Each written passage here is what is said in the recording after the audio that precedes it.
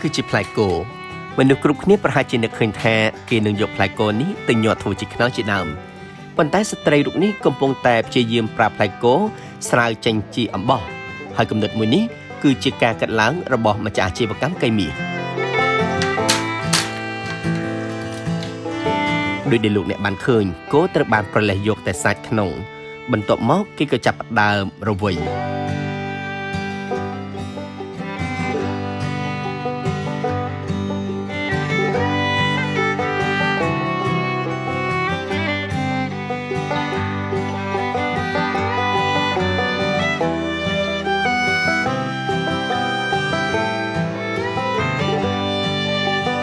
វាពិតជាអស្ចារ្យខ្លាំងណាស់សម្រាប់ខ្ញុំនៅពេលដែលឃើញរបបដែលហុញមួយនេះ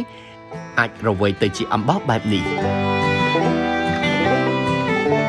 បន្ទាប់ពីคล้ายទៅជាអំបោះហើយគោក៏ត្រូវបានយកទៅជ្រលក់ជាមួយនឹងលក្ខធម្មជាតិមុននឹងធ្វើកាត់ត្បាញ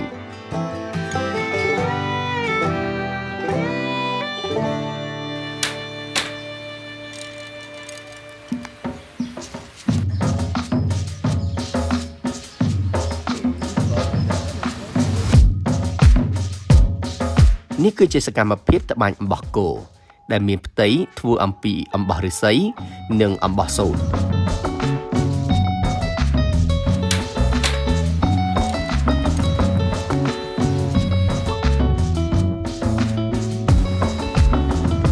សូមបញ្ជាក់ថានេះគឺជាការស្រាវជ្រាវថ្មីមួយរបស់ម្ចាស់អាជីវកម្មកៃមាស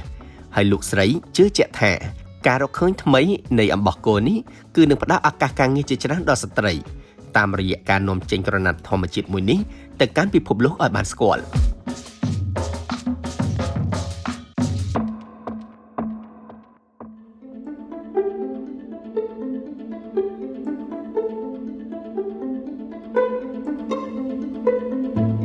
ចាប់ផ្ដើមអាជីវកម្មចេញពីចំណុច0ទាំងខ្លួនរៀនមិនបានចាប់ថ្នាក់អនុវិទ្យាល័យប៉ុន្តែមកដល់ពេលនេះក្តីសុបិនរបស់ស្ត្រីម្ចាស់ហាងកៃមាសកំពុងតែអភិវឌ្ឍនិងរីកចម្រើនទៅមុខនាងខ្ញុំរៀនបានត្រឹមថ្នាក់ទី7ពេលដែលនាងខ្ញុំចង់ទៅរកការងារធ្វើប្រាក់ខែដែលខ្ញុំអាចទទួលបានត្រឹម$60ឬ$70ហើយបើសិនជាខ្ញុំបង្កើតអាជីវកម្មក៏នាងខ្ញុំមិនអាចបង្កើតអាជីវកម្មបានដោយយើងមើលឃើញថាអាជីវកម្មត្រូវការដើមទុនច្រើនដូច្នេះហើយនាងខ្ញុំក៏គិតមើលថាតើនាងខ្ញុំគួរតែបង្កើតអាជីវកម្មអ្វីដោយនាងខ្ញុំប្រើសមត្ថភាពខ្លួនឯងនិងប្រើដើមទុនតិច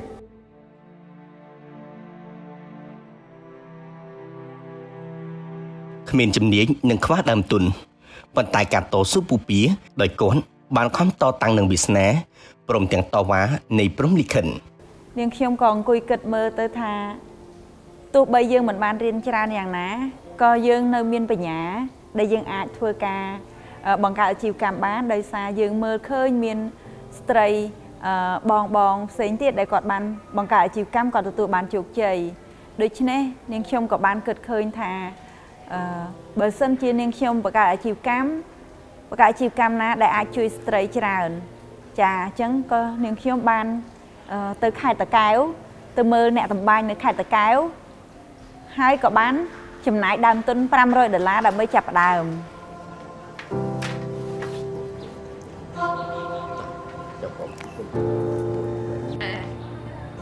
ជាមួយនឹងលុយ$500នៅក្នុងដៃអ្នកស្រីបានដាស់ទិញក្រណាត់សូត្រហូលផាមួងពីអ្នកភូមិតាមស្រុកហើយក៏ដើរលក់តាមវ៉ាលីគ្រប់ទិសទីការដែលយើងបង្កើតអាជីវកម្មតម្បាញមួយនេះគឺយើងអាចរកប្រាក់ចំណូលបានហើយក៏យើងអាចជួយដល់ស្ត្រីតម្បាញដែលគាត់នៅតាមជនបទផងដែរដែលកូនគាត់អាចទៅរៀននាងខ្ញុំទិញហូលយកមកដាក់ក្នុងវ៉ាលីដើររុញលក់ចាអញ្ចឹងការដែលដាក់វ៉ាលីដើររុញលក់នេះគឺនាងខ្ញុំបានពិសោធន៍រហូតដល់2ឆ្នាំខ្ញុំចង់ដឹងថាតើនាងខ្ញុំមានសមត្ថភាពក្នុងការធ្វើអាជីវកម្មឬយ៉ាងណា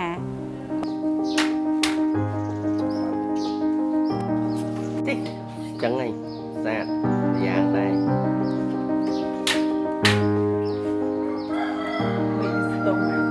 ក្តីស្រមៃរបស់ម្ចាស់អាជីវកម្មកៃមាសមិនបានបញ្ចប់ត្រឹមនេះនោះទេបន្តមកទៀតនាងខ្ញុំមើលឃើញថានាងខ្ញុំមិនអាចធ្វើដោយគ្រាន់តែរុញ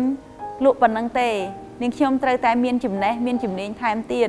អញ្ចឹង នាងខ្ញុំតស៊ូបន្តទៀតតស៊ូខំប្រឹងរៀនភាសាអង់គ្លេសថែមទៀតហើយក៏ខំប្រឹងរៀនចំណេះជំនាញដែលពាក់ព័ន្ធនឹងអាជីវកម្មជាក់ស្ដែងដូចជាការរចនាម៉ូដថែមទៀតដូច្នេះនាងខ្ញុំក៏ខំប្រឹងរៀនផ្នែករចនាម៉ូដនាងខ្ញុំក៏បានជាប់ Top Design បច្ចុប្បន្ននេះកៃមាសយើងកាលពីឆ្នាំ2018ខែ2ថ្ងៃ27យើងបានបង្កើតសហគមន៍ស្ត្រីតម្បាញមួយដែលមានស្ត្រីចំនួនប្រហែលជា60នាក់មកចូលរួមជាសមាជិកហើយយើងបានពង្រឹងស្នាដៃដល់ពួកគាត់យើងយកតម្រូវការអតិថិជនហ្នឹងទៅជួយប្រាប់ទៅដល់អ្នកតម្បាញទើបបានយើងអាចសហការគ្នារហូតដល់ធ្វើឲ្យកៃមាសមានផលិតផលដែលមានគុណភាពធ្វើឲ្យអតិថិជនជឿជាក់ពេញចិត្តរហូតដល់ឥឡូវនេះកៃមាសយើងអាចជួយបានរហូតដល់ទៅ8ខេត្តនៅក្នុងគ្រប់តំបន់តម្បាញនៅក្នុងប្រទេសកម្ពុជាផងដែរដូចជានៅខេត្តបន្ទាយមានជ័យបាត់ដំបងសៀមរាបនៅខាងខេត្តកណ្ដាលនៅកោះដាច់តាកែវព្រៃវែងកំពង់ចាមហើយនឹងកំពង់ឆ្នាំងផងដែរចាអញ្ចឹងតាមពិតជាក់ស្ដែងរាល់ថ្ងៃនេះក៏នៅមានតំបន់ផ្សេងទៀតដែលគាត់កំពុងតែតាក់ទងគាត់ត្រូវការឲ្យពួកយើងជួយផងដែរ